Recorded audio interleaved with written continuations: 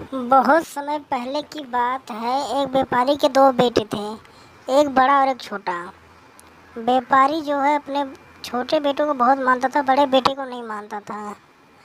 वो उसको देख के जलता था, बहुत खुंदक करता था उसको। बड़े बेटे को बिल्कुल नहीं मानता था।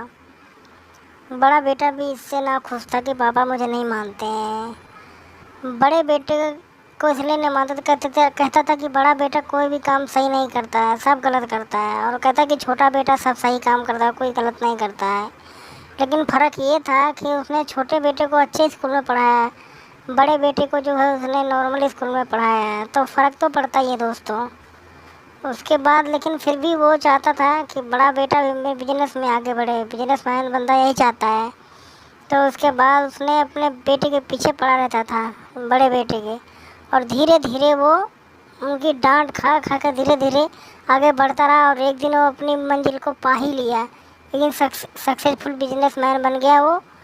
और वो चाहता था कि उसका चहेता बेटा भी बिजनेसमैन बने। उसने अपने चहेते बेटे को भी बोला कि तुम भी बिजनेस में अपना आगे बढ़ो। चहेते बेटे ने सिर्फ पैसे पे ऐश किया था बाप के। उसके बाद चाहते बेटा सक्सेस नहीं हो पाया, अनसक्सेसफुल हो गया। और बड़ा बेटा अपनी बुलंदियों और मंजिलों को छू लिया। इसलिए कहते हैं कभी किसी को छोटा नहीं समझना चाहिए और गलत नहीं समझना चाहिए। बड़े बेटे को गलत समझ रहे थे, बड़ा बेटा ऊपर आगे पहुंच गया और छोटा बेटा पीछे ही रह गया।